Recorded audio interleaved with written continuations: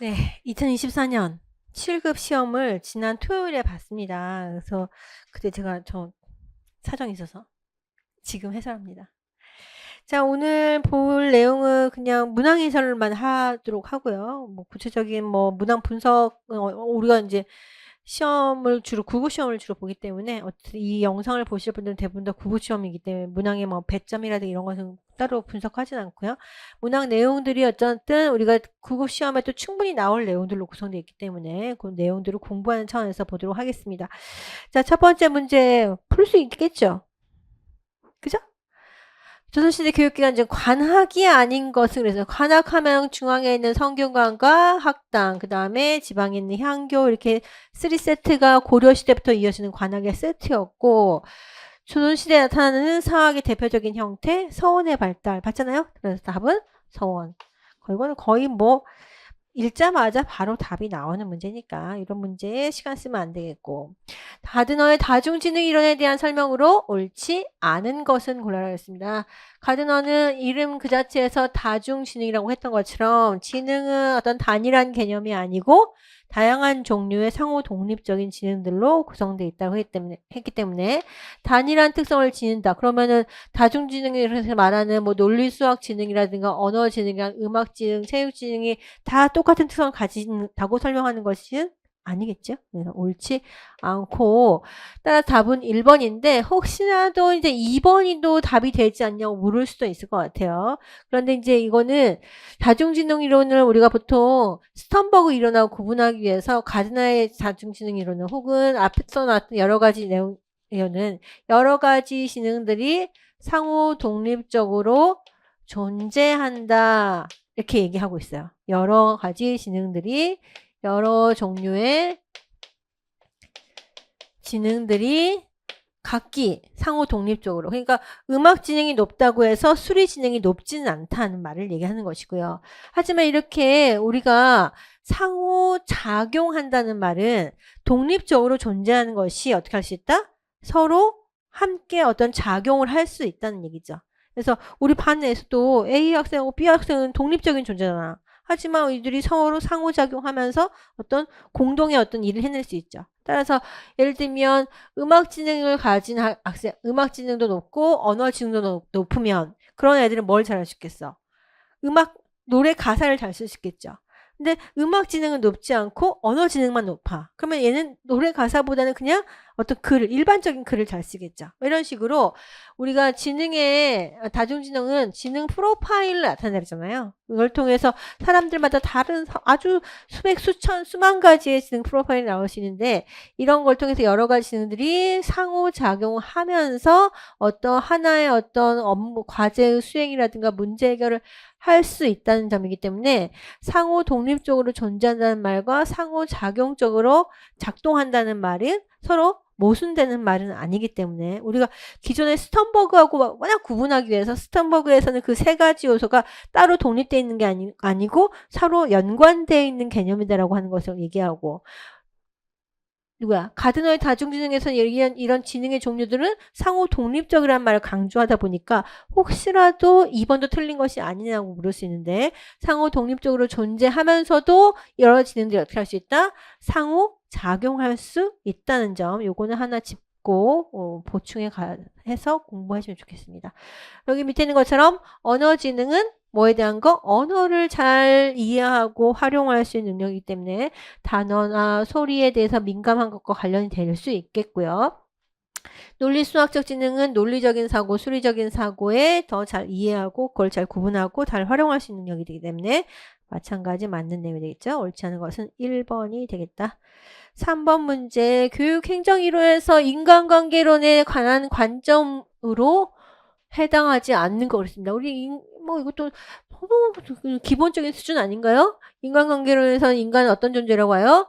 능동적인 존재, 적극적인 존재로 봐요. 여기와 달리 과학적 관리론에서 어떻게 봤나요? 보상에 따라서 휘둘리는 수동적인 존재로 보는 관점이요. 과학적 관리론에서는 뭐만 되게 중요시했죠? 경제적인 요인만 중요시했어요. 돈을 얼마나 주느냐, 처벌을 하느냐 안 하느냐에 따라서 행동이 달라진다고 본 반면에 인간관계론의 관점에서 보자면 사람들과 관계를 맺고 그런 돈독한 인간관계 속에서 어떻게 행동해야 될지를 어떤 공식적인 규범에 따라서 행동하고 이런 관계 속에 사람들이 조직에서 행동한다고 했기 때문에 경제적인 요인만이 아니고 심리적인 요인, 사회적인 요인도 동기 유발의 중요한 요인이 된다고 했죠. 그래서 경제적 요인만이 중요한 동기 유발이 아니고 뭐더 심리적, 사회적 요인도 중요한 동기 유발의 요인이 된다라고 보는 것이 맞는 얘기고요. 그러니까 아니라고 했으니까 맞고 고도의 전문화가 작업 집단을 가장 효율적으로 조직하게 한다 그랬습니다. 그러니까 고도로 전문화 됐을 때 그 조직에서의 작업이 가장 효율적으로 이루어진다는 거잖아요. 전문화 시키면 어떻게 되죠? 전문화 이퀄 분업화가 되는 거잖아요. 결국 일을 나누어 맡아서 각자 자기의 영역에서 자기의 업무를 충실하게 할 때 전체적으로 과학 조직이 효율적으로 된다는 것은 무슨 이론?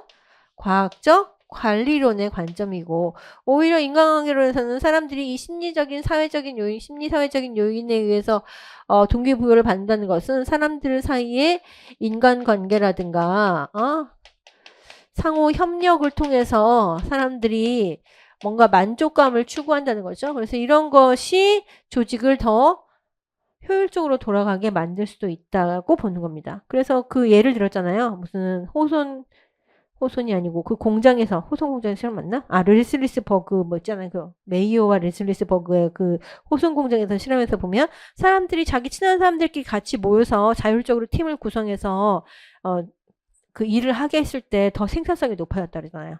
그냥 일을 공장 주인이 시키는 대로 이렇게 집단을 편성하지 않고 자기들이 원하는 사람들과 협력적으로 어떤 작동할 수 있는 사람들 같이 작업 집단을 구성해서 했을 때 더 효율적이었대.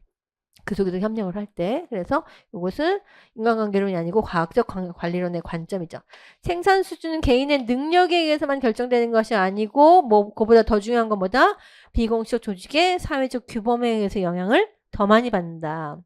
그래서 자신의 능력이 뛰어나서 하루에 막 100개, 만 개를 생산할 수 있어도 아니 우리 다 같이 일하는 사람들끼리 요 정도 수준에서 일하는 걸로 하자. 오늘은 우리 김 반장님 어머니 팔순잔치니까 일 여기까지 하고 거기 가서 칠순잔치 해드리자. 이렇게 하면은 작업의 생산 수준이 그 비공식적으로 협의된 규범에 따라서 조절될 수도 있다고 보는 것이 인간관계론이다. 이런 얘기 들었죠? 그래서 그런 것처럼 다 우리가 언급했던 내용들이고 당연히 과학적 관리론, 고도의 전문화 분업화를 효율적인 조직 운영의 원리로 보는 관점은 과학적 관리론 공부할 때 또 얘기했던 거니까 어려운 내용이 아니고 공부를 했으면 충분히 풀 수 있는 문제이고 그 다음에 의사결정 모형 중 쓰레기통 모형으로 옳은 것은 그렇습니다. 쓰레기통 안에 들어가 있는 것들이 우연히 만나게 되면서 의사결정이 이루어진다 그랬잖아요.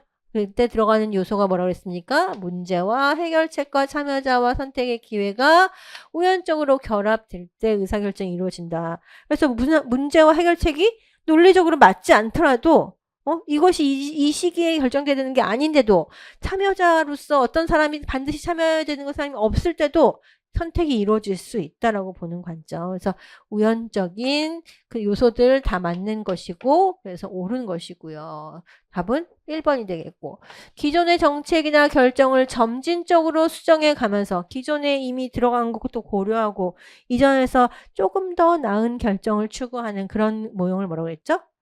점증 모형이라고 그랬죠? 점증 모형. 그러다 보니까 어떻게 보자면 기존의 그 정책에서 크게 방향을 뭐 획기적으로 바꿀 수는 없지만 가장 적은 비판과 어떤 반발을 받으면서 점진적인 개선이 가능한 모형. 그렇죠? 보수적인 모형.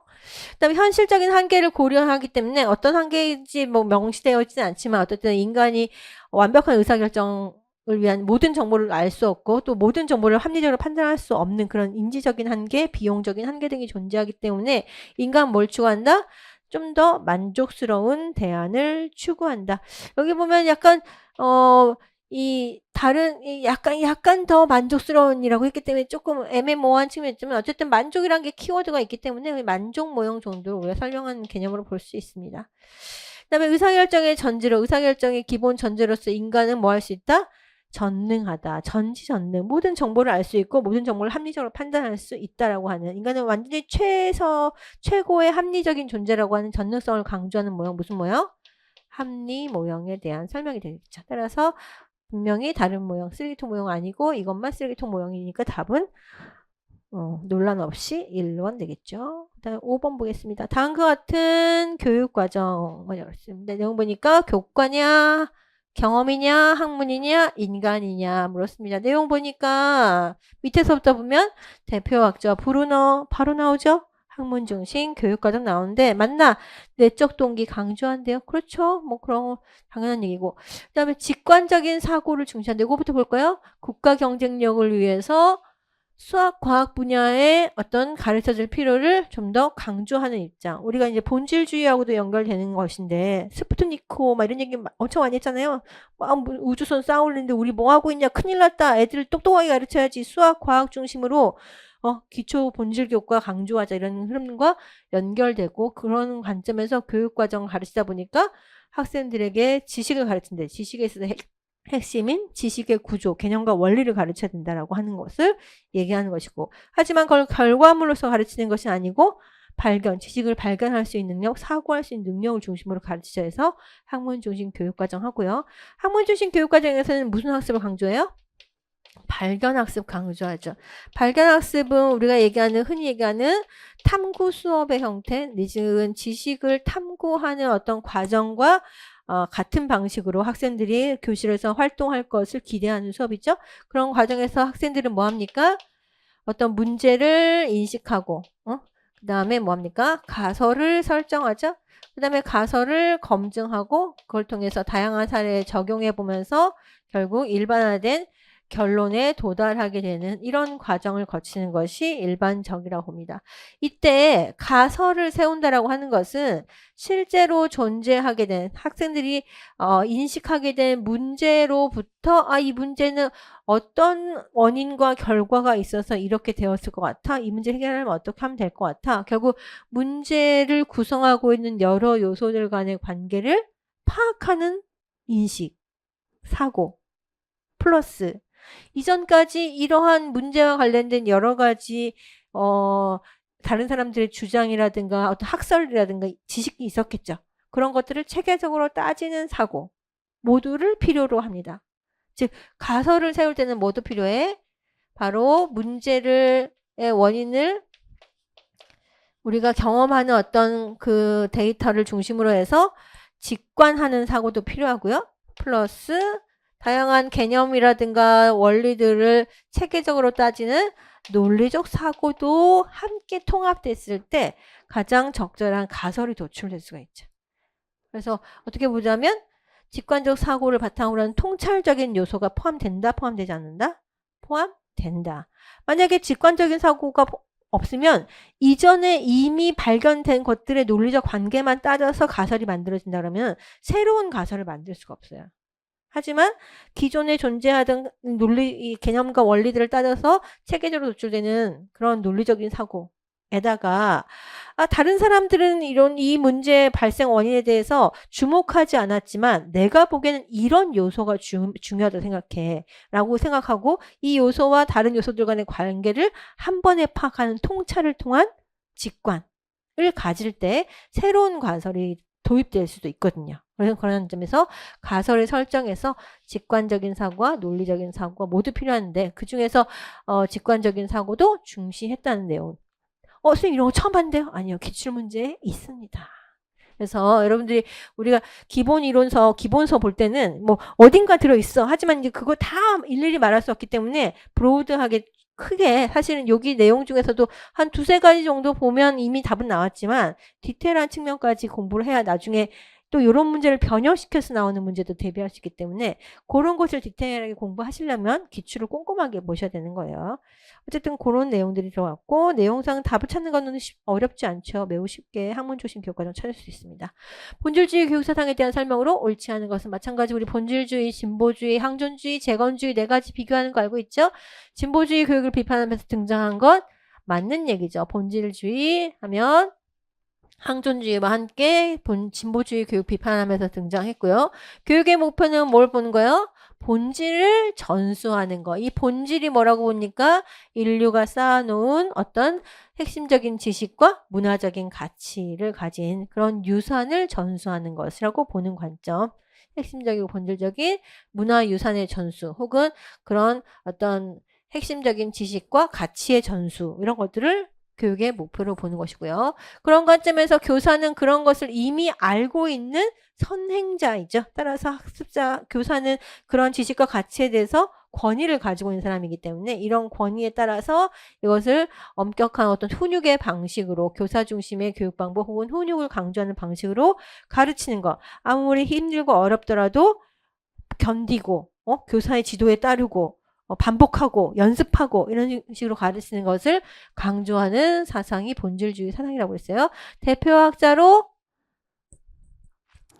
뭐 스미스 이런 사람들이 있는데 그건 유명한 사람들이 아니고 유명한 사람으로 우리가 알고 있는 사람은 허친스와 아들러는 무슨 주의? 항존주의. 위대한 고전을 부르짖었던 항존주의자들인 허친스는 항존주의지 본질주의가 아니라고 공부를 했죠. 마찬가지 조금 했으면 찾을 수 있는 어렵지 않은 문제. 7번 문제. 다음에서 설명하는 교육사상과는 요거는 이제 공부의 범위의 측면인데 사실 우리 기본서에서 다루었습니다. 내용 보면 아동은 원래 선해. 그러니까 어떻게 하면 돼? 그냥 최대한 자유를 허용해 주면 돼. 아동 중심 혹은 자유를 중시하는 그런 사상인데 이때의 자유라고 하는 것은 뭐 이성의 자유 이런 개념이라기보다는 그냥 어떤 기준, 어떠한 뭐 규율이라든가 통제도 없는 상태로 내버려 두는 것을 얘기한다 그랬죠. 옷도 막 벗고 다니고 막 그런다 그랬잖아요. 무슨 학교? 썸머힐 학교 얘기했잖아요. 막 어머 이러면서 들었잖아. 어머 옷 다 벗고 막 고등학생들이 그 학교 누가 만들었다고 그랬고요? 닐의 썸머힐 학교. 나머지 사람들은 우리가 아는 사람이죠. 혹시라도 공부를 닐의 썸머힐 학교를 안 했다 할지라도 부모 뭐한 사람이에요? 실존주의잖아요. 무슨 뭐한 사람? 부비부보? 만남의 교육학. 그랬던 사람. 뉴이 뭐한 사람이에요? 실용주의, 프래그머티즘, 진보주의 학교 얘기했던 사람이지. 물론 그 아동의 이 아동 중심 교육, 경험 중심 교육을 강조했지만 무조건 그냥 아무것도 관련 없이 뭐 자유를 무조건 주자 이런 식의 얘기를 하지는 않았겠죠. 몬테소리 뭐한 사람이죠? 몬테소리 저 유치원이죠, 유치원. 그래서 어디에 해당돼? 주의를 치자면 인문주의에 해당되고 아동의 신성의 발현 이런 거 강조한 사람이고 유치원 아버지 같은 사람이죠. 유치원의 아버지인가 어머니인가? 어머니일걸? 유치원의 창시자. 그래서 답은 서머힐 학교 닐의 서머힐 학교. 그래서 마찬가지로 내용 자체가 혹시 공부를 좀 좁게 했으면 어렵게 느껴졌겠지만 우리 정도의 기본서만 봤어도 그렇게 어렵지 않게 풀 수 있었고 이미 이런 내용이 기출에서 다뤄졌기 때문에 그렇게 어려운 거라 보기 어렵습니다. 자, 그 다음에 8번 콜버그의 도덕성 발달 단계 설명하고 있습니다. 내용 보시면 극소수의 사람들만 여기에 다다른데 그러니까 어디 이상이에요? 적어도 5단계 이상이라고 했죠. 그래서 우리가 이게 나이에 따라서 무조건 끝까지 가는 게 아니고 피아제의 인지발달 단계는 나이가 들면 대부분의 많은 사람들이 다 마지막 단계까지 가는 거죠. 그죠? 그런데 이제 이 도덕성 발달 이론, 콜버그가 말하는 도덕성 발달 이론에서는 성인기에 도달하더라도 마지막 단계에 도달하지 못한 사람들이 태반이죠. 대부분 다 어느 정도에 머무르냐면 인습 수준의 단계까지. 그러니까 소수의 사람들만 여기 도달한다는 것은 결국 후인습 수준에 해당된다는 것을 얘기하는 것이고 후인습 수준에 해당되는 건 어디요? 보편적 윤리하고 사회적 계약인데 이때 도덕적 판단을 뭐에 따라서 한다? 도덕적인 원리에 따라서 한대. 개인의 양심에 의해서 한대. 사회적으로는 이게 많은 사람들이 이해하지 못할 결정이라고 할지라도 나는 이것이 옳다라고 하는 확고한 믿음과 판단에 따라서 결단에 따라서 하는 단계 무슨 단계? 보편적 윤리 지향 단계. 보편적 윤리 하면서 맨날 도덕적 원리, 양심 이런 얘기 했잖아요. 그래서 그런 얘기에 따라서 하는 것이고, 사회적 개혁 지향 단계는 공동체의 어떤 공공선을 추구하면서도 개인의 자유나 권리를 침해하지 않는 적정한 정도의 그 지점을 찾으려고 노력하는 단계이고요. 좋은 소년은 다른 사람에게 칭찬받고 인정받는 것에 따라서 판단하는 것이고, 사회적 질서 유지는 무슨 단계? 뭐에 따라서 판단하는 거예요? 실정법. 그 다음에 사회적인 어떤 책임감 이런 거에 따라서 하는 것이죠. 질서 유지. 그래서 답은 2번. 마찬가지 우리가 콜버그를 조금만 공부해도 판단할 수 있게 나왔습니다. 자, 그 다음에 앨리스의 합리적 정서적 행동 치료 이라서는 뭘 찾아야 된다고 그랬어요? 이 사람이 제시한 앨리스의 합리적 정서적인 행동 치료에서는 이 중요한 키워드는 뭐예요? 합리적이 중요하죠. 그래서 뭔가 합리적인 신념 체계를 갖고 있으면 문제가 없는데, 사람들이 비합리적인 신념 체계를 갖고 있기 때문에 잘못 생각해서 그런 어떤 정서적인 문제나 행동적인 문제를 겪고 있다는 것이죠. 그래서 그런 정서나 행동을 치료하려면 사람들이 합리적이게 돼야 돼. 그럼 합리적이려면 뭐 해야 돼? 비합리적인 신념을 깨뜨려야죠. 논박하는 거. 그래서 디스퓨팅 하는 거. 우리가 그것을 포함하는 모형으로서 A, B, C, D, E 모형도 얘기했던 것처럼 핵심 키워드는 뭐다? 논박의 단계가 들어간다는 거. 그래서 논박을 중요한 사용하는 기법으로 옳은 것. 이거 고를 수 있는 것이고요. 나머지 것들은 주로 어디서 많이 사용하는 거죠? 정신분석에서 많이 사용하는 거죠. 정신분석 상담이론. 정황은 뭐요? 사람들이 이상하게 뭘 안 하려고 해. 사람들이 맨날 지각을 해. 뭐야? 내가 생각하지 못한 무의식적으로 마음속에서 그 일을 하기 싫은 거야. 뭔가 저항하는 거야. 그렇기 때문에 그 일을 겉으로 보기에는 뭐 지각을 하고 뭐 잊어버리고 하지만 그것은 결국 심리적으로 무의식적인 저항을 하는 것이다. 그 저항 요소를 찾아내는 거. 꿈은 뭐야? 드림은 꿈은 의식과 무의식의 중간쯤에 있는 영역. 그래서 무의식적인 어떤 욕망이나 충동이 꿈을 통해서 발현된다고 보고 그 꿈을 분석함으로써 문제의 원인을 찾으려고 하는 것이고, 자유현상은 꿈까지는 아니더라도 사람들을 긴장을 막 이완시켜가지고 편안하게 뭐 이렇게 해보세요 하면서 자유롭게 떠올리는 생각을 막 하게 하고 그냥 아무런 질서 없이 그냥 아무 말이나 해보세요. 우동 먹고 싶어요. 어제 뭐 했더라? 뭐 이런 대충 정성 없는 말을 막 꺼내놓게 만들어서 결국 그 속에 숨어있는 무의식적인 욕망과 충동을 찾아내려는 방법이기 때문에 앞서는 다 정신분석 상담이고 논박은 뭐다? 합리적 상담 이론에 해당된다. 10번 지능 이론이 2개나 나왔어요. 스턴버그의 지능의 3원론을 구성한 요소 우리가 다 알고 있잖아. 그죠? 분석적 지능, 창의적 지능, 실제적 지능. 분석적 지능은 우리가 다루는 정보의 요소, 내용 요소와 관련된 것들이고, 창의적 지능은 경험을 다루는 것이고, 그 다음에 실제적 지능은 상황과 맥락을 다루는 지능이 있죠. 공간적 지능은 아까 우리 봤던 다중지능 같은 데 나오는 지능 이론이죠. 따라서 이 3가지고 해당하지 않는 것은 4번. 자, 그 다음에 11번으로 갈까요? 스턴버그 다음에 2022 개정 교육과정에서 교육과정 구성의 중점이 나왔어. 이게 대략 어디 나오는 건지 알죠? 우리 개정 교육과정 볼 때 총론만 보면 된다고 했고, 총론에서도 앞부분 쪽으로 시험 나올 가능성이 많다 그랬잖아요. 왜냐하면 아직까지는 문제가 닳지 않았어. 우리 축복받은 세대예요. 아직까지는 내후년까지만 해도 아직 문제 낼 게 많이 있어. 아직 새로운 내용이. 그러니까 앞부분부터 나올 거라 했는데 여기 나왔습니다. 구성의 중점은 교육과정 문서 중에 앞부분에 로마자 1장 안에 있는 내용이죠. 내용 보시면 아닌 것은 물어서 구체적인 내용을 기억하고 있느냐를 묻는 것 같은데, 사실은 이런 문서 읽을 때는 디테일 하나하나를 다 기억할 수는 없고 전반적인 뉘앙스, 분위기, 어떤 취지, 이것의 위상 이런 것들을 좀 파악하면서 읽으시면 문제를 판단하기가 쉽습니다. 전반적으로 교육과정 구성의 중점이니까 이 교육과정을 만들 때 어떤 점에 중점을 두고 만들었냐니까 라는 얘기니까 약간 전반적인 원칙, 추상적인 어떤 기준 이런 것에 해당되는 것이고 디테일로는 들어가지 않는 내용인 것이고요. 전반적으로 앞으로의 사회는 어떤 사회가 될 거라고 생각하고 있어요? 지식정보화 사회가 될 것이고 세계화가 될 것인데, 이러한 패턴이 우리가 뭘로 깨졌어? 코로나로 인해서 깨졌다고. 그래서 앞으로의 사회는 핵심 뭐예요? 불확실한 사회라는 게 핵심이죠. 따라서 우리는 앞으로 변해갈 것이기 때문에 불확실할 거기 때문에 미래에 뭐가 필요할지 아직 정확하게 몰라. 다만 우리는 뭘 길러야 돼? 자기주도적으로 살아가야겠다는 마음이라든가 자신의 인격적인 성장을 추구하는 자세라든가 그다음에 자기주도적으로 학습할 수 있는 기초적인 소양이라든가 아니면 자신의 삶을 어떻게 뭐 개척하고 사회 공동체에 대해서 책임지고 타인과 함께 살아가는 마음 자세를 갖는다든가 이런 것들로 가려고 해요. 그런 방향성이 들어가 있는 게 교육과정의 중점이기 때문에 대략 그런 정도의 느낌을 갖고 이제 문장을 읽어보시면 되는 거죠. 자, 그래서 첫 번째 디지털 전환, 기후 생태 환경 변화 등에 따른 미래 사회 불확실성에 능동적으로 대처할 수 있어야 되겠고 자신의 삶과 학습을 스스로 이끌어가는 주도성을 함양한다. 뭐 대충 맞는 말 같아. 교과 교육에서는 어떻게 해야 돼? 표면적인 어떤 학습을 해야 되겠어요? 깊이 있는 학습을 해야 되겠어요? 당연히 깊이 있는 학습을 해야 되겠죠?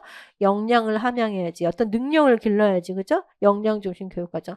교과 간 연계가 필요하고 삶과의 연계도 필요해요. 학습에 대한 성찰도 필요해. 그러니까 교과 교육에서 뭔가 지식을 통해서 역량을 함양하려면 단지 그 지식을 개별적인 지식으로 환원해서 학습하는 게 아니고 전체적으로 어떤 실제적인 삶 속에서의 학습. 그러려면 교과 간 연계도 필요하고 자신의 실제적인 문제와 연관되어 있는 어떤 주제를 다루기도 하고 내가 학습하는 과정에서 어떤 학습 과정을 거쳤는지에 대한 성찰도 필요해. 내가 무엇을 배웠는지 이런 것도 필요해.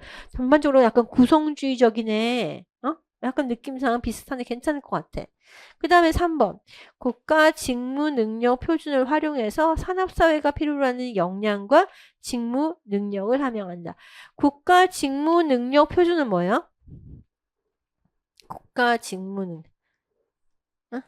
국가 직무 능력 표준은 NCS 기반 이런 거 들어봤어요? 그죠? 막 이렇게 저 막 무슨 기사 자격증 시험에 대비 이런 거 막 할 때 거기 각각의 직무 능력 표준을 만들어요. 이 직무 능력 표준은 어떤 특정한 직업에서 그 직업을 수행하기에 필요한 직무 능력을 정해놓는 겁니다.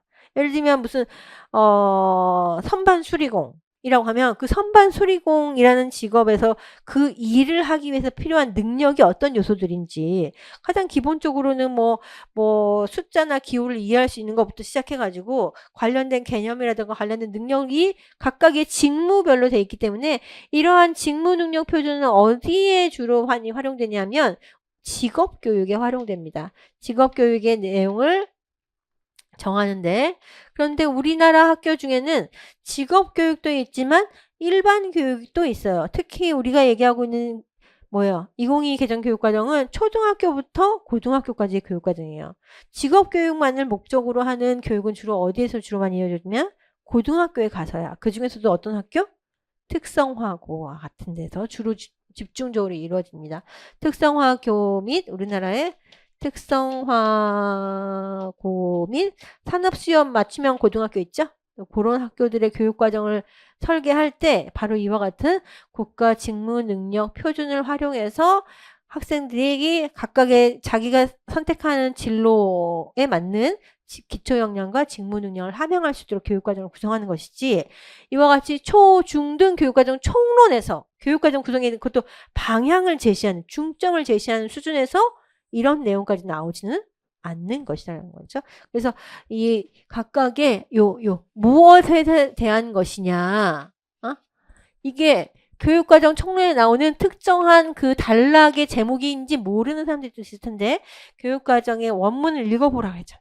그죠? 거기 보면 또 그리고 제가 이제 내용 정리할 때도 각각의 그 챕터별로 정리를 해드렸잖아요. 그래서 거기 보면 교육과정의 구성의 중점이라는 건 교육과정 총론 문서 중에서도 맨 앞에 나오는 그것도 몇 가지 안 되는 내용들이야. 큰 방향성에 대한 것이기 때문에 이런 내용까지는 안 나와. 이런 감으로도 사실은 풀 수 있어요.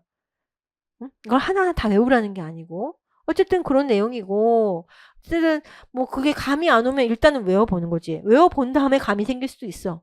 그러니까 일단은 정리를 다시 한번 해보시고요. 7급에 나왔으니까 안 나오겠네요. 9급에는. 아니죠. 문항의 형식을 바꿔서 나올 수도 있어. 그러니까 꼼꼼하게 특히 앞부분에는 꼼꼼하게 다시 한번 살펴보세요. 그 다음에 지난번에 2023년 9급 시험에 나왔던 그 내용 보시면 학생 참여형 수업을 활성화한다라든가 이런 내용 나왔었죠. 그다음에 전반적으로 과정을 중시하는 평가 강조하고 있고 학습의 질 개선. 그래서 뭐 큰 학습의 방향이라든가 교육의 어떤 접근 방법을 제시하고 있는 내용적으로 우리가 추구하는 구성주의적인 교육, 학생 중심의 교육, 역량 중심의 교육의 방향과 모순되지 않고 내용의 수준도 그렇게 구체적이고 디테일하고 특정 영역에만 한정되는 것이 아니기 때문에 적절한 것 같고 이 내용은 이렇게 너무 디테일한 내용 안 나올 것 같아. 이렇게 해서 풀 수는 있는 문제입니다. 그래서 사실은 그렇게 풀었으면 좋은데 만약에 이제 안 되면 이거를 하나하나 여러 번 읽어보면서 정리하시면 좋겠고요. 자, 그 다음에 12번 문제 가겠습니다. 오늘 우리 수업 시간에도 했었는데, 그죠? 행동목표의 한계를 지적했대요. 행동목표의 중요성을 말하는 사람이 누구야? 타일러. 보빗도 뭐야? 구체적인 어떤 교육 목표를 중요시했죠? 예술적 접근을 얘기했대. 우리 예술적 접근을 통해서 교육과정 개발하는 사람, 교육과정 개발에서는 예술적 모형, 그래서 누구였죠? 아이스너죠? 아이스너죠, 모형. 교육적 감시관, 그죠? 교육적 감시관. 평가자의 전문성을 교육적 감시관이라고 했습니다. 그래서 타일러 하면 행동 목표의 중요성 얘기하는 사람이고, 보빗은 학생들이 나중에 성인이 되어서 할 수 있는 활동 영역에서 각각의 직무를 수행할 수 있는 준비를 했다고 했던 사람이니까 뭐 이런 얘기, 예술적 접근 이런 얘기 안 나오고, 그 다음에 애플은 교육 사회학적인 측면, 뭐 교육 과정 사회학적인 측면에서 했던 사람이니까 이런 교육적 감시관 이런 얘기 안 했던 사람이죠. 하는 사람은 2번. 13번. 땡땡이란 가이란 이론적인 근거에 기초하여 추상적이고 이론적인 근거에 기반한 추상적이고 가설적인 개념. 그러니까 이 개념 자체가 매우 추상적인 개념이고 아직은 확립되지 않은 가설적인 개념이래. 뭔가 이론의 바탕을 두고 뭔가 내가 나름대로 이 개념을 일단은 가설적으로 이렇게 정의해 봤어. 이런 개념이라는 것이고요. 그런 개념을 우리가 뭐라고 한다? 구인이라고 한다고 했잖아요. 우리 검사 도구의 타당성에 대해서 얘기할 때 내용 타당도, 예언 타당도, 공인 타당도, 구인 타당도를 말 쓰는데 이런 것들이 얘기하는 것은 결국 이 검사 도구에서 측정하고 있는 인간의 어떤 특성을 말하는 개념이에요. 예를 들면 창의성. 창의성이 뭔지 아직 명확하게 밝혀지지 않았어. 하지만 나는 이러한 이론에 기초해서 뭐 누구의 이론에 기초해서 창의성을 나는 이렇게 정의하겠어 라고 해서 그 창의성의 개념을 그 이론적 바탕을 두고 정의해 놓은 그런 개념이고요. 결국 이 어떤 인간의 특성을 어떻게 내놓은 거야? 조작적으로 정의한 개념인 거예요. 그러다 보니까 결국 이 타당도를 측정하는 방식은 아직 조작적으로 정의되지 않은 어떤 특성에 대해서 조작적으로 정의를 부여한 후에 그 조작적으로 정의된 그 개념적인 내용들이 제대로 측정되었는지를 검증하는 방식이에요. 예를 들면 금방 얘기한 대로 우리가 창의성이라고 하는 것을 누가 한 대로 유창성, 융통성, 뭐 독창성 등으로 정의한다고 칩시다. 이거 요소들로 구성되어 있다고 한다면 창의성을 측정하는 검사 문항 내에는 유창성을 측정하는 문항도 들어가 있어야 되고 융통성을 측정하는 문항도 들어가 있어야 되고 독창성을 측정하는 문항도 들어 있어야 돼. 근데 어떤 다른 요소를 측정하는 문항은 들어가 있으면 안 될 것이고 어떤 요소가 빠져 있어도 안 되겠죠. 내가 그 개념을 정의한 이거는 내가 연구를 위해서 정한 개념의 정의죠. 그래서 그 개념에 맞게 조작적으로 정의한 개념을 여기다 줄을 칠까요? 조작적으로 정의를 부여한 그 개념이 제대로 측정되었는지를 측정하는 개념이고요. 그것의 핵심 요소로서 검증 방법으로서 요인 분석 같은 방법을 많이 사용한다. 요인 분석 방법이라고 하는 것은 여러 가지 변수들을 수천 개까지는 안 하나? 수백 개의 것을 측정한 다음에 그 요소들 간의 상관관계를 분석해가지고 결국 주요한 요인을 도출해내는 분석 방법이거든요. 그리고 이런 것들이 결국 여러 가지 문항이 있어. 여러 가지 문항이 아까 봤던 대로 이런 요소들로 해서 막 자기 나름대로 해놨는데 결국 이런 것이 1번 점수, 2번 점수, 3번 점수, 4번 점수, 5번 점수 쫙 있겠죠. 문항별로. 그 다음에 A 학생, B 학생, C 학생, D 학생 막 수천 명의 학생을 조사했어. 이 데이터셋을 가지고 각각의 문항들의 점수가 어떤 문항과 관련이 높으냐. 달리 얘기하면 1번 문항에 높은 점수를 받은 학생이 2번 문항에도 높은 점수를 받았으면 이 두 문항은 상관관계가 높은 문항인 거예요.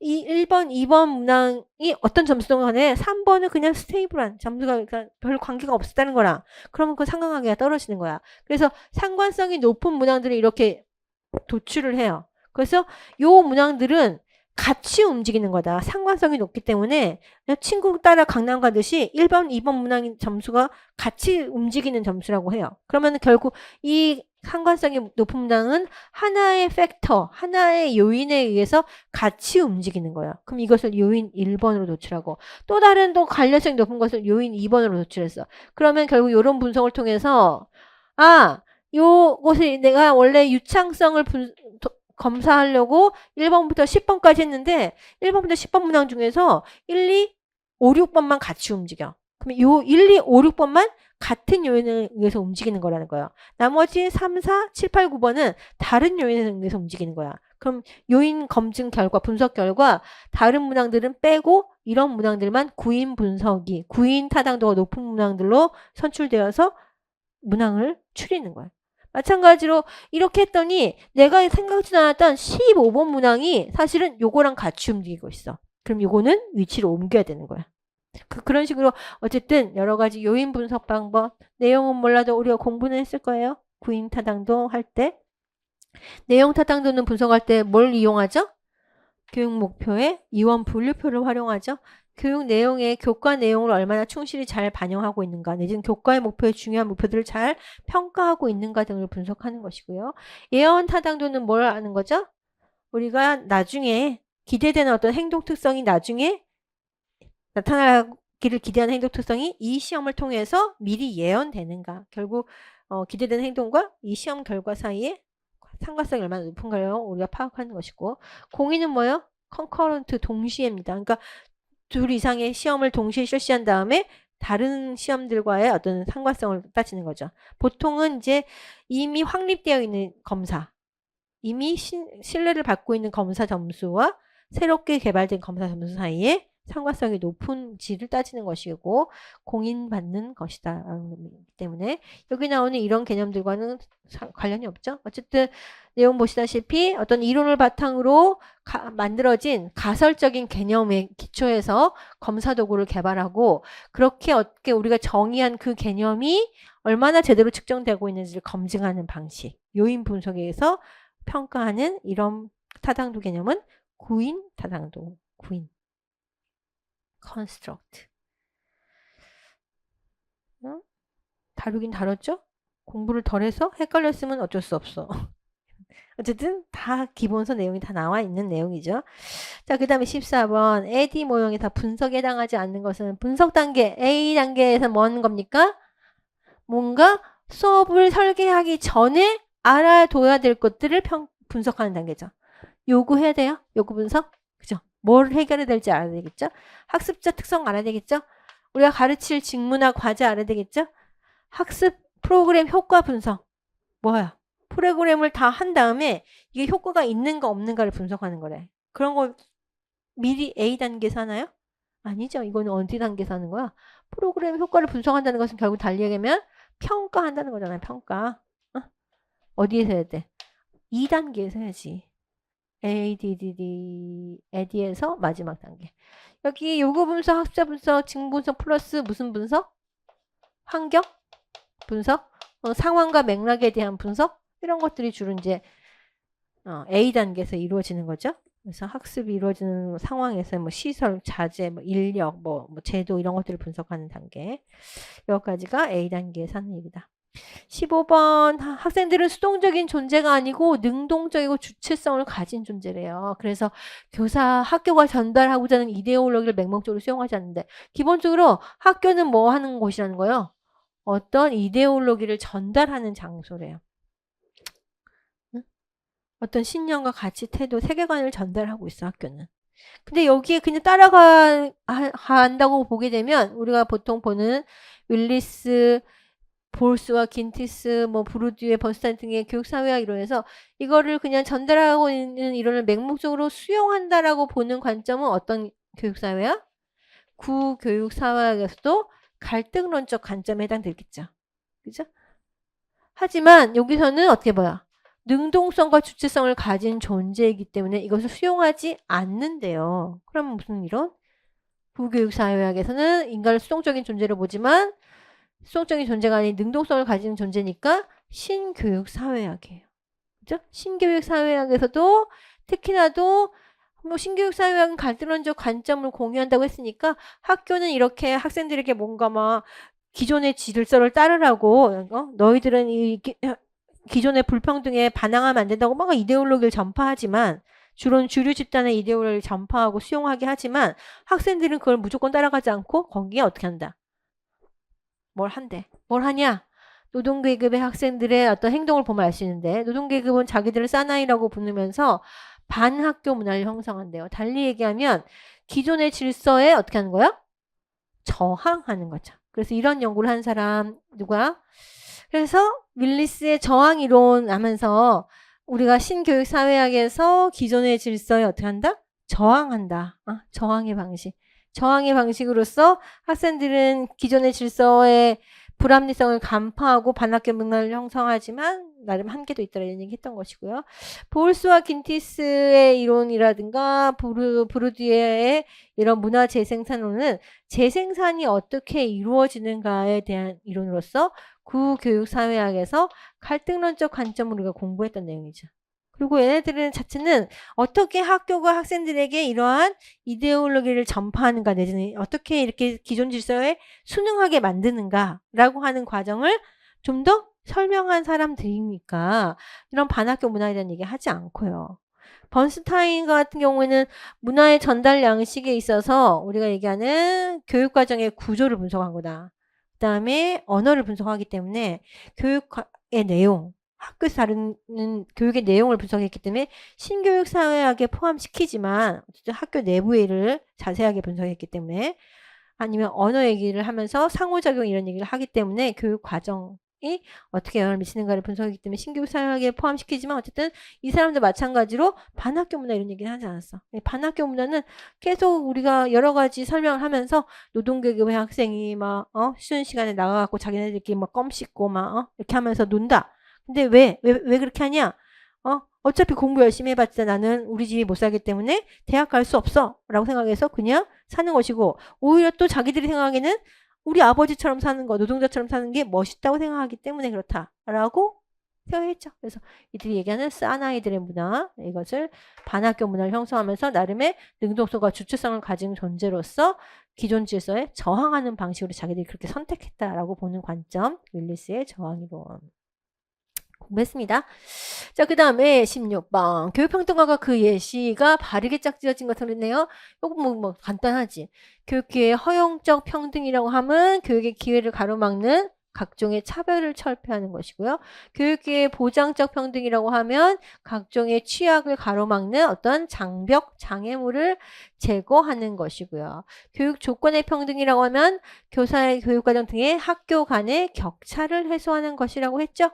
교육의 결과의 평등은 뭐죠? 결과의 평등은 모든 학생들이 동등한 수준의 뭐를? 교육의 결과 혹은 교육의 성취를 얻을 수 있도록 하는 평등이죠. 이때 뭐 이 동일하다는 것이 좀 너무 엄격하다. 그러면 약간 동등한 수준 정도로 하면 되겠네요. 그래서 다 똑같은 점수는 아니겠지만 적어도 어느 정도 이상의 어떤 성취를 얻을 수 있도록 도와주는 것이고요. 그래서 결국 학생들에게 이렇게 하려다 보니 누구의 복지에 더 힘을 많이 쓰냐면 사회적으로 불리한 그룹의 복지, 내가 그런 사람들의 지원에 특별한 많은 지원을 하는 방식을 취하고 있죠. 보상교육이라든가 특별 취업, 특별 채용, 선발 이런 제도들. 그래서 개념을 그냥 물은 거니까 헷갈릴 것도 말 것도 없네요. 그죠? 4번 다음. 17번 평생교육법의 내용으로 옳지 않은 거. 이런 거를 이제 공부를 할 때 일단 우리가 알아야 될 배경 지식. 교육부 장관이 제일 높다. 그죠? 교육부 장관은 여러 가지를 다 관장하니까 바빠요. 그 다음에 각각의 단계별로 여러 가지 어떤 그 교육 활동이 가능하다. 그래서 여기 약간 법의 내용이 나오면서 좀 새로운 조합으로 좀 나와서 약간 이제 여기저기에 들어있던 게 새롭게 이렇게 모아졌기 때문에 조금 어렵게 느껴질 수도 있겠지만 교육부 장관이라고 하는 사람은 엄청 높은 사람이에요. 그래서 어떤 분야든 간에 그쪽 분야의 어떤 업무를 수행할 때는 그 교육에 관련된 어떤 일을 할 때, 예를 들면 학교폭력 대책에 관해서도 전국적인 장관 수준의 계획을 수립하는 것을 우리가 기본계획이라고 그래요. 기본계획은 마치 학교의 수업에 관련된 내용의 관점에서 보자면 국가교육과정 같은 거예요. 큰 계획이야. 일반 가장 기초가 되는 계획이야. 그런데 그 기초가 되는 계획을 매년 만든다고요? 그러면은 장기적인 어떤 사업을 할 수가 없잖아요. 평생교육 진행을 위한 어떤 뭔가 투자와 뭐 인력 양성과 프로그램 진행을 매년 계획을 바꾸면 그걸 할 수가 없잖아요. 그래서 요거는 몇 년에 한 번씩 하도록 되어 있냐면 보통 기본계획은 몇 년에 한 번씩 5년에 한 번씩. 이거는 이것만 그런 게 아니고 다른 법에 가도 학교폭력 방지 대책 이런 데 가도 또 장관은 기본계획을 5년마다 세운다. 이런 내용이 들어있어요. 그래서 약간 기본, 틀.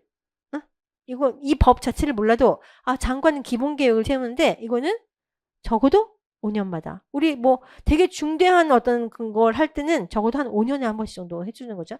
그래서 이렇게 되고 만약에 도식적으로 외운다 한다면 이 평생교육 관련된 어떤 계획에는 기본 계획이 있고요. 이 기본 계획을 만들어지면 마치 어떤 그 전체 국가교육과정에 따라서 각각의 세부적인 어떤 시행을 하기 위한 어떤 그 계획을 하는 것처럼 이 기본 계획이 있으면 뭐가 있냐면 시행 계획이 있습니다. 큰 방향성이고 이것도 구체적으로 어떻게 할지에 대한 계획이에요. 그러면 시행 계획은 큰 방향성에 맞게 올해 할 일을 정의하는 거예요. 5년 동안 이걸 할 건데 그거를 구체적으로 올해는 뭘 할 거다 올해 정해요. 그 다음에 올해 해보고 올해 성과가 있었어. 그러면 그걸 그대로 반영해서 순조롭게 또 2차년도 가면 돼. 근데 올해 해봤더니 그 되게 어려워서 잘 안 됐어. 그러면 원래 예상했던 2차년도 계획을 수정을 해갖고 조금 더 늦게 하거나 조금 더 확대하거나 해가지고 또 시행계획을 세워요. 그래서 기본계획에 따라서 시행계획이 만들어지는데 당연히 기본계획은 누가 해야 되겠어? 금방 봤던 대로 장관이 하는 것이고요. 시행계획은 여기는 교육부에서만 하는 일이 아니거든요. 평생교육은. 그러다 보니까 누가? 시도지사가 맡습니다. 교육감이 아니고 시도지사가. 그러니까 평생교육에서는 일반 학교교육에서는 교육감이 주요한 어떤 업무를 해요. 평생교육에서는 시도지사와 같이 일반 행정의 장이 더 메인이고 교육감은 그걸 약간 서포트해주는 역할이에요. 그렇게 되고 장관은 몇 년에 한 번씩, 기본계획은 몇 년에 한 번씩, 5년에 한 번씩, 시행계획은 몇 년? 매년이에요. 그러니까 우리 다음 시험에는 시행계획을 물으면서 5년마다 이렇게 나올 수 있단 말이야. 그럼 틀린다고. 기본계획이 5년마다, 시행계획은 매년. 시행계획은 누가? 시도지사가. 기본계획은 장관이. 이때 장관은 물론 교육부 장관이죠. 자, 그 다음에 평생교육법 내용 옳지 않은 거 4번 1번이고 나머지 내용도 보시면 유치원 및 학교회장, 우리 보통 학교에서 뭐 할 수 있어요? 평생교육 할 수 있죠? 물론 유치원도 학교와 같은 급으로 보기 때문에 학교의 평생교육 이렇게 우리 공부했어요. 학교의 평생교육을 할 때는 직접 할 수도 있고 위탁해서 할 수도 있고 뭐 이런 얘기 나왔잖아요. 근데 이때 뭐 할 수 있어? 이것도 하나의 평생교육 시설이기 때문에 평생교육사를 채용해서 직접 할 수 있습니다. 그래서 평생교육사 당연히 채용할 수 있고 기본적으로 평생교육법에서 나가는 전문 자격증 중에 평생교육사가 있는데 당연히 만들어놨으니까 여기저기 채용할 수 있도록 해야 되겠지. 그 다음에 국가나 지방자치단체 공공기관의 장 또는 각종 사업의 경영자는 내용 보면 어쨌든 국가든 지방이든 그리고 일반 회사 등 간에 소속지간의 평생교육의 학습 기회를 확대하기 위해서 뭘 줄 수 있도록 하고 있어요? 학습휴가 실시할 수 있도록 하고 있죠. 이 학습휴가는 유급해도 되고 무급해도 되고요. 이때 뭘 또 제공하고요? 학습비를 제공하게 할 수도 있어요. 지원하게 할 수도 있죠. 이건 내용 우리 학습휴가제, 학습비 지원 제도 존재하고 어디에서나 받을 수 있고 이런 거 봤고요. 그래서 옳고. 그 다음에 시도교육관과 시장 군수자치구의 구청장, 우리 동네 시군구 단위에서 학생들의 관할 지역의 주민 대상으로 평생교육 프로그램을 운영하거나 기회를 제공하기 위해서 뭘 운영한다? 평생학습관을 운영하고 있습니다. 이때 설치자가 동네별로 하니까 시군구 자치구인데 이때 얘네들을 서포트해준 사람이 뭐다? 시도교육감이에요. 그러니까 시도교육감이 여기 붙는 게 좀 약간 어색해 보이죠? 그럼에도 불구하고 평생교육법상에서는 아까 봤던 대로 시도지사가 더 메인이에요. 시도교육감은 여기하고 동급이 아니고 시군구의 장하고 동급으로 취급됩니다. 평생교육에서는. 그래서 이렇게 붙는 거 어색한 게 아니니까 마찬가지에 우리 책에 다 있어요. 관련 내용 가서 읽어보시고요. 자, 그 다음에 18번. 요거는 없어요. 나도 처음 봤어. 이번에 공부했어요. 이런 문제가 한 문제씩 꼭 나와요. 그래서 보니까 요즘 이쪽 동네 사람들이 평생교육 분야가 좀 새로운 분야하고 이제 그러다 보니까 이쪽 동네에서 조금 문제 차별성을 문제를 내는 것 같아. 처음 보는 문제. 나중에 좀 시험에 가까워졌을 때 한번 좀 그런 내용 중심으로 한번 특강을 한번 해볼까 생각 중입니다. 어쨌든 간에 요 내용은 맥클레건이라는 사람은 평생교육에 관련된 개념으로서 뭐가 있죠? 인적자원 개발, HRD라고 하는 것에 관련된 이론이 있습니다. 그런 내용 중에서 인적자원의 수레바퀴 모형이라는 걸 제시했는데 이 인적자원의 수레바퀴 모형에 보면 인적자원 개발의 영역이 제시되어 있는데 그것에 해당하지 않는 건 물었네요. 아예 전혀 맥클레건의 개념을 모르는 상태에서 풀자면 트레이닝하고 디벨롭먼트 해야지. 커리어 디벨롭먼트, 오거나이제이션 디벨롭먼트 해야 되는데 생산 개발은 생산을 하는 거니까 사람에 대한 건 아니지 않나? 하고 풀 수는 있겠지만 그렇게 풀 수는 가능성이 없고 사실 이거는 그냥 틀리는 문제고 찍어서 맞추는 문제죠. 사실은 이제 이런 모형이라고 합니다. 인적자원 개발과 관련된 각 분야에서 되게 중요한 모형으로 다뤄지고 있는 모형이라고 하고요. 이거는 이제 조직의 관리의 관점에서 보시면 돼요. 조직의 경영자의 관점에서 뭘 관리해야 돼? 인적 자원을 적절하게 관리를 해야 조직이 앞으로 성과도 잘 나고 조직이 발전할 수 있어요. 그렇게 하기 위해서 뭐 된다? 조직에 있는 그 사람들을 기존의 방식은 노사관계라든가 종업원을 지원한다든가 적절한 보상을 한다든가 등등을 통해서 휴먼 리소스를 매니지먼트하는 영역이라고 보는 측면들이 많았어. 그냥 관리만 잘하면 돼. 인사관리 부서 같은 데서 누구를 승진시켰지, 누구는 벌점을 줄지, 그 다음에 월급은 얼마로 하고 이 사람들이 무슨 노동조합을 조직하진 않는지 이런 걸 평상시에 살피고 사람들이 노동조합보다는 그냥 다양한 어떤 친목 모임을 통해서 사람들이 교류할 수 있도록 뭐 해주고 하지만 사람들 관계를 다 너무 끊어놓으면 안 돼. 적절하게 또 사람들이 애착과 어떤 관계를 가질 수 있도록 해야 되기 때문에 인적 자원 관리 영역에 어떻게 있어요. 하지만 이렇게만 안 되고 조직이 발전하려면 인적 자원을 어떻게 해야 돼? 개발해 줘야 된다는 거예요. 개발이라고 하는 것은 달리 얘기하면 교육을 시켜야 된다는 것이죠. 그때 교육한다고 했을 때 직접적인 훈련과 개발은 개인적인 개발입니다. 개인의 능력을 개발하는 거. 여기 앞에 이제 우리 문제 보시면 개인 개발이라고 번역을 해놨어요. 트레이닝 앤 디벨롭먼트. 그래서 우리가 흔히 생각하는 어떤 교육 훈련을 시키고 직무 능력을 기르고 이런 것이 HRD의 한 영역인데 이것에 그치지 않고 뭐가 필요하다? 개인의 경력을 개발하는 것도 필요하대요. 그러니까 사람이 끊임없이 성장하고 발전해야만 이 조직에서 열심히 노력하고 그 개인의 발전이 또 조직의 발전이 이어지잖아요. 그랬을 때 한 개인의 경력의 커리어가 어떻게 발전할 수 있도록 할 것인지에 대한 그 조직 차원에서의 연구와 지원이 필요하다는 것이죠. 그래서 단순히 그냥 특정 현재 존재하는 직무에 대한 어떤 개발뿐만 아니라 앞으로 장기적인 경력 발전에 있어서의 개발도 필요하고 더불어서 개인이 공부하고 자신의 어떤 장기적인 경력 관리 플랜을 개발시켜 나가는데 조직이 어때야 돼요? 그것을 격려하고 장려하는 분위기가 되겠죠. 그래서 조직 개발이라고 하는 것은 HRD를 지원하고 격려하는 조직의 문화나 풍토나 그런 어떤 제도들을 만드는 그런 개발을 얘기하는 거예요. 그래서 이런 것들이 모두 되었을 때 뭐가 된다? HRD 영역도 발전되고 기타 HRD와 인접한 인적 자원 개발과 관련되어서 선발이라든가 성과를 관리한다든가 인적 자원을 계획한다든가 조직과 직무를 설계한다든가 이런 것들이 종합적으로 됐을 때 이것이 수레바퀴 모델의 특징은 이 여러 가지 영역들이 함께 어떻게 되는 거예요. 다 같이 발전되고 다 같이 만들어지고 서로 모순되지 아니할 때 이 수레바퀴가 굴러가면서 수레가 갈 수 있는 거죠. 그래서 이런 식으로 인적 자원의 관리나 인적 자원의 개발을 유기적으로 체계적으로 설계하고 구성해야 조직이 발전할 수 있다라는 이론이 바로 인적 자원 수레바퀴 모형이라고 하니까 이번 기회에 공부를 할 수밖에 없습니다. 자, 그렇고요. 자, 그 다음에 19번 교육기본법의 내용으로 옳지 않은 거. 교육기본법의 내용에서는 교육의 아주 일반적인 내용들 나와 있어요. 내용 어쩌고저쩌고 차별받지 아니한다. 맞고요. 교육의 자주성, 전문성 보장해야 된다. 자율성, 지방자치단체의 자율성 존중해야 된다. 의무교육기간, 너무 뻔하지 않아? 답이? 몇 번이나 강조했잖아. 의무교육이라서 무상인 기간, 의무교육기간 어디까지? 중학교까지고 몇 년? 9년으로 한다고 교육기본법에 나와 있다고. 몇 번이나 강조했죠? 고등학교는 의무교육은 아니라고요. 그죠? 그냥 우리나라의 취약률이 높은 상태일 뿐이지 의무는 아니에요.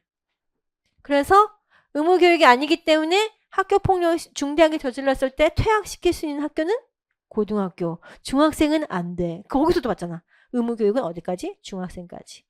그다음에 국민을 대상으로 하는 형태, 모든 형태의 평생교육 장려돼 말해야 돼. 학교 교육도 돼야 되지만 평생교육도 장려돼야 된다는 얘기도 있는 것이지요. 3번이 너무 명확하니까 딴 거 볼 거 없고. 20번 학교 회계 등 교육 재정에 대한 설명이래요. 시도에 교육과 학예에 관한 경비를 따로 격리하기 위해서 시도에서 교육 경비를 따로 격리하기 위해서 해당 지방자치단체에 두는 것은 뭐죠? 학교 회계가 아니라 교육비 특별 회계죠. 응? 특별 회계. 우리 교특회계라고 한다 그랬잖아요. 그죠? 옳지 않아. 초중고의 학교 회계는 지방자치단체의 심의 의결을 거쳐 성립이니까 일단 이것부터 아니네요. 그죠? 여기에서 학교 운영위원회에서 심의하죠. 그 다음에 회계 연도는 언제 시작해요?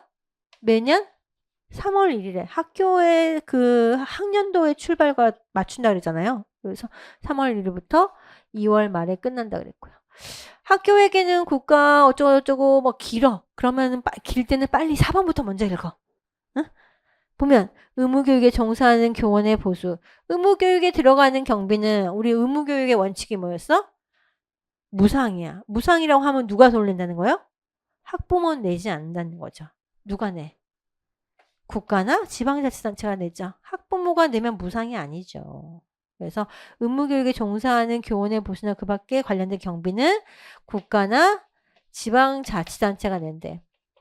학부모는 언제? 의무교육이 아닌 교육에 대해서 경비를 부담할 수 있습니다. 다 내는 것도 아니고 국가, 지자체 앤드 학부모가 부담한다. 이렇게 법에 돼 있다고 그랬죠.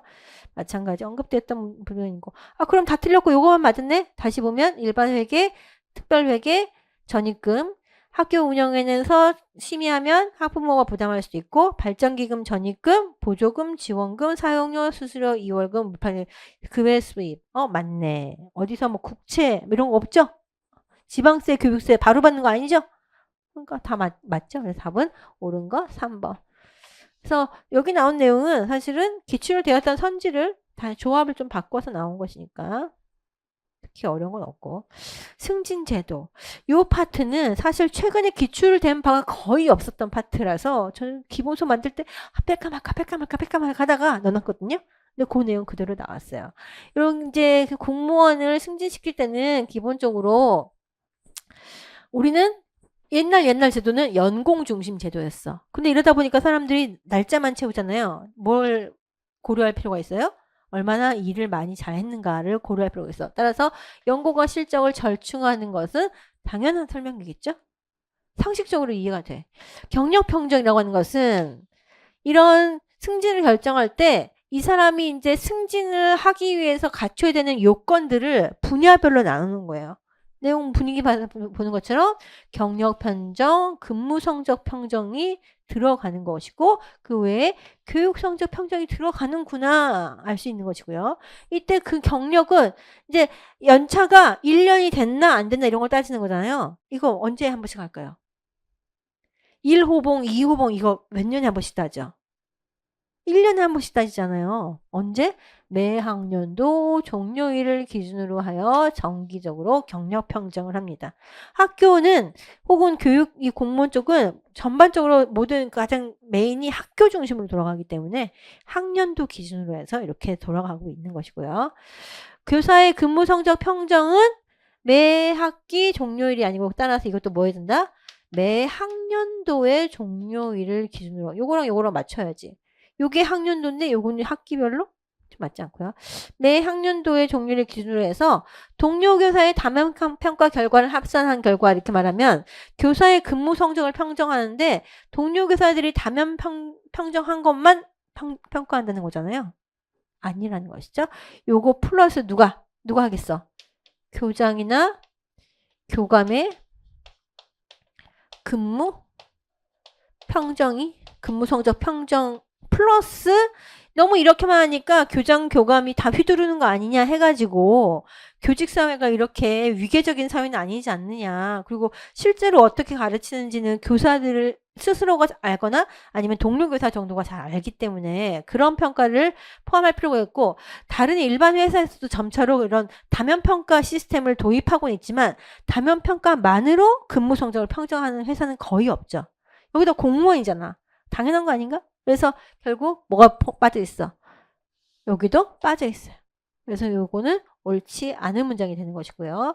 교육 공무원은 다양한 어떤 직무 능력을 기르기 위한 교육을 받도록 하고 있고 그 교육에 가서 좋은 성적을 거두면 그것을 포함시켜 주기도 합니다. 그래서 그것이 근무 성적 평정이고요.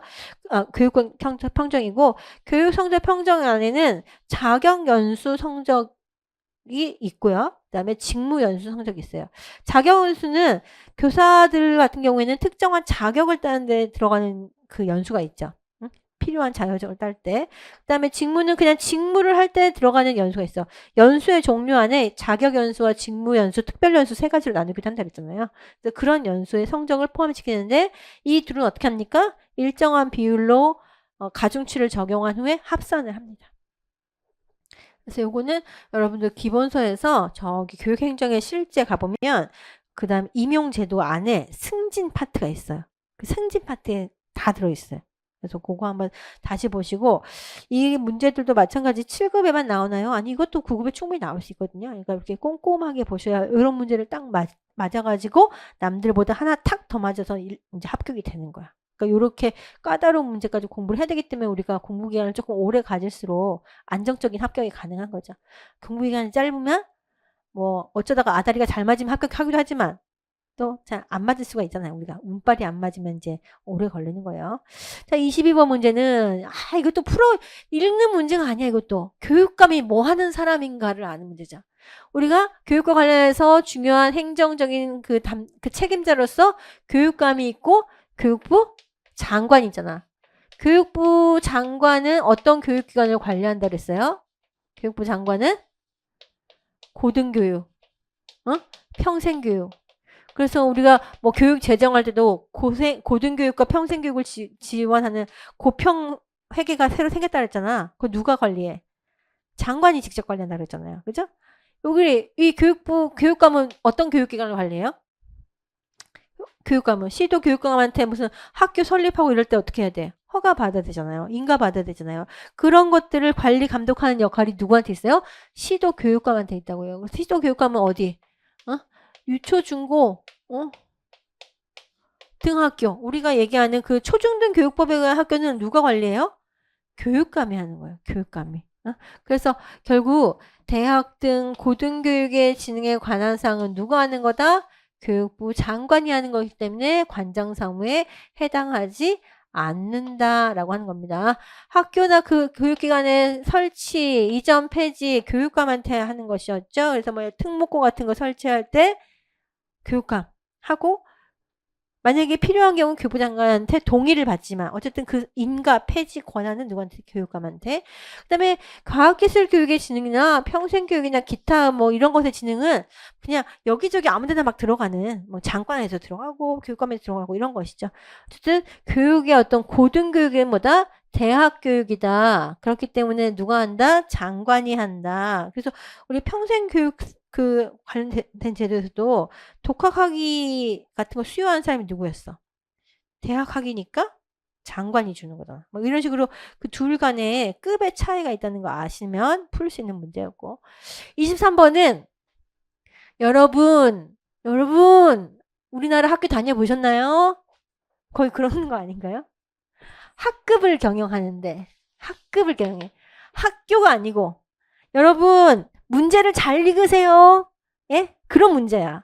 많은 사람들이 바로 문제를 안 읽고 여기로 넘어가면 뭘 물었는지를 모르는 상태에서 막 헤매고 있어. 그런 문제가 아니고 학급 경영이기 때문에 학교 경영이 아닌 학급 경영이기 때문에 학생들 가르치고 관리하는 거죠. 그 영역 내용이. 교직원 인사 뭐 하는 거예요? 학교 경영하거나 아니면 교육청 경영하거나 뭐 이런 거죠. 그런 거 할 때 나온 얘기지 학급 경영에서 이런 걸 다루지 않기 때문에 이거는 그냥 국어를 잘 하시나요? 이런 내용인 거고요. 24번. 고교 학점제 우리가 교육과정 개정과 관련해서 고등학교 교육과정은 뭐에 따라서 고교 학점제의 취지에 맞게 교육과정의 기준을 제시했다 그랬잖아요. 다 다뤘던 겁니다. 학생들의 기초소양, 기본학력 획득을 위해 보정하기 위해서 공통과목의 비중을 확대하는 건가요? 아니요. 학생들의 진로와 적성에 따라서 다양한 교육과정을 선택적으로 이수할 수 있도록 하는 제도이죠. 그러니까 뭘 줄였어? 공통은 줄이고 그 다음에 자유선택은 늘리는데 결국 총적으로도 총 이수학점도 줄였죠. 그래서 더 다양하게 자기의 진로와 적성에 맞는 교육을 할 수 있도록 이렇게 열어주는 제도가 고교 학점제이고요. 그렇게 하다 보니까 학교의 수업량을 되는 기준을 단위에서 뭘로 전환했다고요? 학점으로 몇 단위 이렇게 표시하다가 몇 학점 이렇게 하는 제도로. 그래서 학점이라는 표현이 교육과정에 명기되기 시작했고요. 학교에서는 뭘 추구했다고 했어? 대학처럼 학점을 이수하면 졸업할 수 있게. 근데 학점을 그냥 수업만 들었다고 해서 학점이 따지나요? 여러분 그렇게 되는가요? 아니죠. 학점을 딴다는 것은 어떤 과목을 듣고 거기서 요구하는 최소 성취 수준을 충족시켰을 때 학점을 따는 거죠. 여러분 대학에서 했던 것과 비슷한 제도예요. 이수 기준에 도달한 과목에 대해서 뭘 한다? 학점을 취득할 수 있는 것이고 이 학점을 누적해서 일정 정도의 졸업 학점을 땄을 때 뭐 할 수 있다? 졸업하는 제도예요. 기존에 있었던 법령상 출석 일수 기준을 충족하는가 아닌가로 하던 졸업 요건을 뭘로 바꾼 거예요? 금방 얘기한 취득한 학점 기준으로 전환하는 제도. 그래서 제가 막 걱정했잖아. 원래 제도의 취지는 저런 건데 정말 저렇게 될까? 아직은 끝까지 안 가봤기 때문에 아직 몰라요. 아직 졸업하는 애들 없잖아. 아직 고교 학점제를 통해서 아직 졸업 시점에 왔는데 출석 일수는 찼어. 졸업 학점 기준, 취득 기준이 안 맞아. 그럼 어떻게 할까? 안 시키고 4학년을 만들까요? 고등학교 4학년? 아직 몰라요. 아마 졸업 이수 기준을 매우 낮추겠죠. 아무나 다 졸업하게. 어쨌든 취지는 대학처럼 하는 거다. 대학처럼 고등학교를 운영하는데 취지가 있는 것이기 때문에 이렇게 한다라는 거. 당연히 공통비중. 우리 고등학교로 갈수록 진로 적성에 따라서 공통은 점차적으로 축소하는 분위기죠. 옳지 않은 것 1번. 25번. 뭔가 계산하는 문제 같지만 우리는 이런 문제를 푸는 간단한 도식을 알고 있습니다. 그죠? 일단 뭐는 알아야 돼? Z점수 산출하는 공식은 알아야 된다 그랬죠? Z점수 어떻게 산출하죠? 어떻게 산출했어? 표준 편차분의 여기서 또 말하면 사실은 좀 말하기 그렇고 보통 이렇게 하죠. 학생의 점수가 있어. 원점수에서 뭘 빼요? 평균을 빼고 그걸 뭘로 나눠? 표준 편차로 나누죠. 우리 그 Z점수는 정기분포 그래프에서 가운데가 몇 점이라고요? 0점이라고요. 그러니까 평균하고 원점수하고 같으면 0점이 나오는 형태예요. 그리고 표준 편차보다 더 멀리 떨어져 있으면 점점 점수가 이렇게 확산되는 이런 구조인데, 내용 보니까 시험 성적 몇 점이었어? 60점이래. 전체 학생 50명의 평균은 50점이래. 표준 편차는 10점이래. 10점. 그러면 10분의 10은 1. Z는 1점이네요. Z는 1점이야.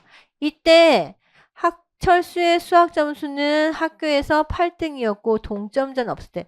이게 이제 동점자가 많아지게 되면 복잡해져요.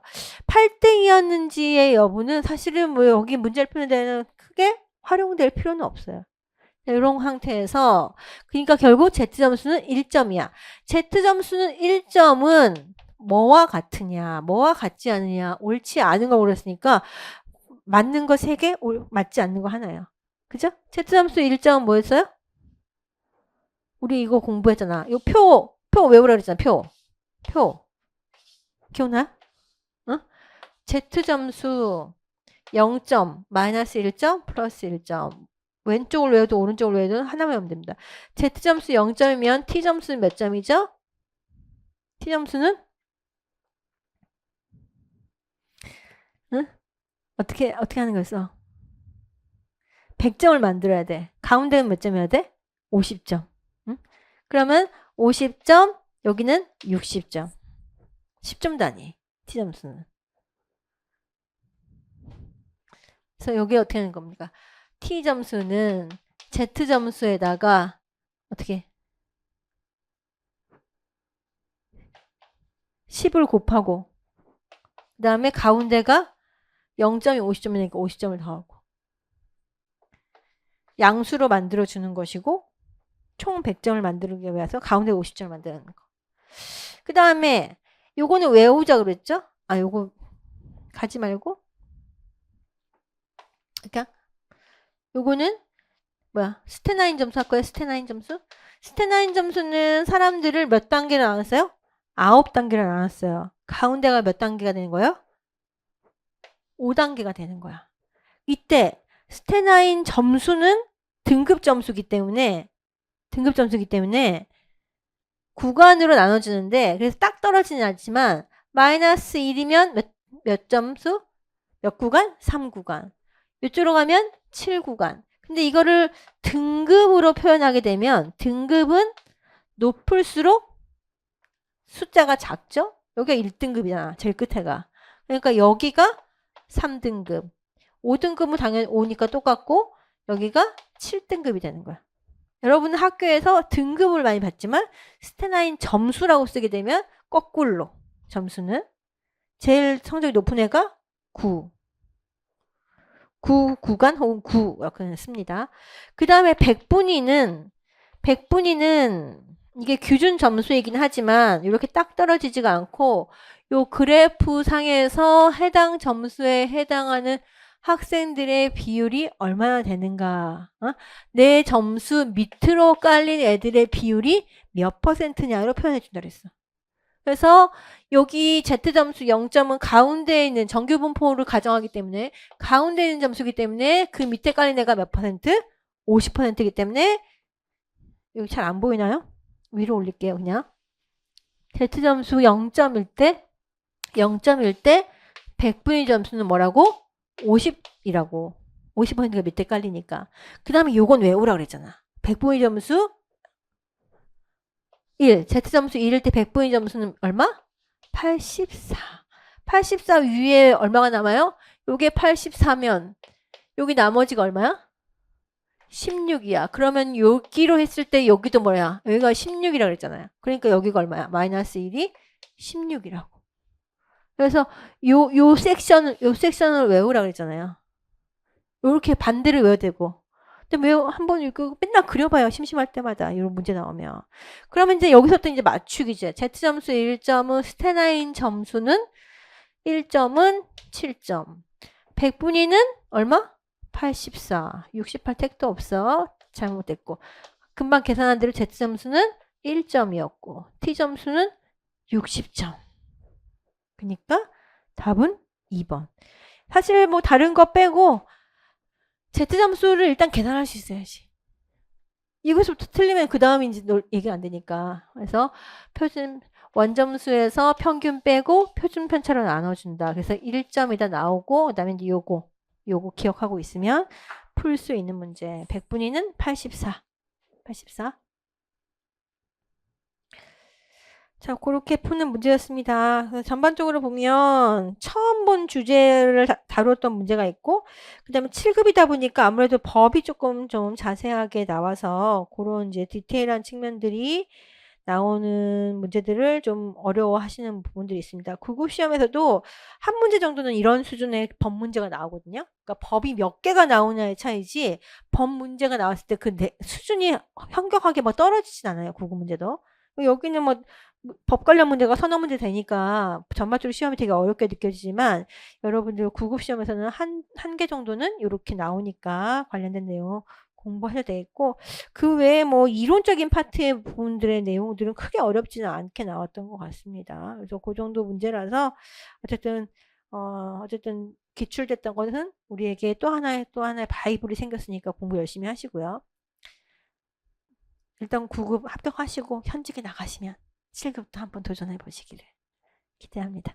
자, 오늘 여기까지 하겠습니다. 수고 많으셨고 앞으로도 더 좋은 점수 맞을 수 있도록 노력하시는 분들 되시기 바라겠습니다. 수고하셨습니다.